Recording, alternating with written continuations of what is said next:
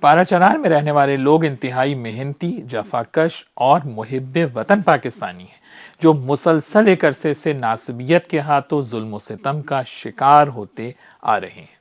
اور غضب تو یہ ہے کہ فقط فرقہ واریت کی بنیاد پر ایک ناصبی اور تکفیری گروہ کھلے عام پاکستانی امن پسند شہریوں کو قتل کے لیے لوگوں کو اکسا رہا ہے۔ میڈیا پر ان کی ویڈیوز موجود ہیں کہ کس طرح سے وہ امن پسند شہریوں کو قتل کرنے کے لیے لوگوں کو اکسا رہے ہیں، لیکن ہماری بے حس حکومت نہ کہ صرف خاموشی سے ہاتھ پہ ہاتھ رکھے ہوئے بیٹھی ہے، بلکہ بین الاقوامی میڈیا پر اس ظلم و تشدد کو سیاسی رنگ دے کر دنیا کی توجہ ہٹانے کی کوشش کی جا رہی ہے۔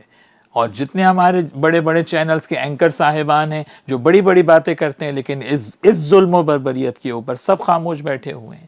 اس ظلم و ستم کے خلاف کوئی آواز اٹھانے کے لیے تیار نہیں ہے۔ کس طرح بے گناہ پاکستانیوں کو قتل کیا جا رہا ہے اور ان کی جو ہے وہ خون ان کا بہایا جا رہا ہے۔ کون نہیں جانتا کہ یہ ناصبی اور تکفیری گروہ جو ہے ملک میں ٹارگٹ کلنگ ہو، بم دھماکے ہوں، دہشت گردی ہو، یہ ہمیشہ سے ملک کا امن و امان تباہ کرتے ہوئے آئے۔ پاکستان میں اس وقت تک امن ہو ہی نہیں سکتا جب تک ان ناصبیوں کی گرفت نہیں کی جائے گی۔ سیاستدانوں سے تو ہمیں اب کسی قسم کی کوئی امید باقی نہیں رہ گئی ہے جو ملک کے حالات ہیں۔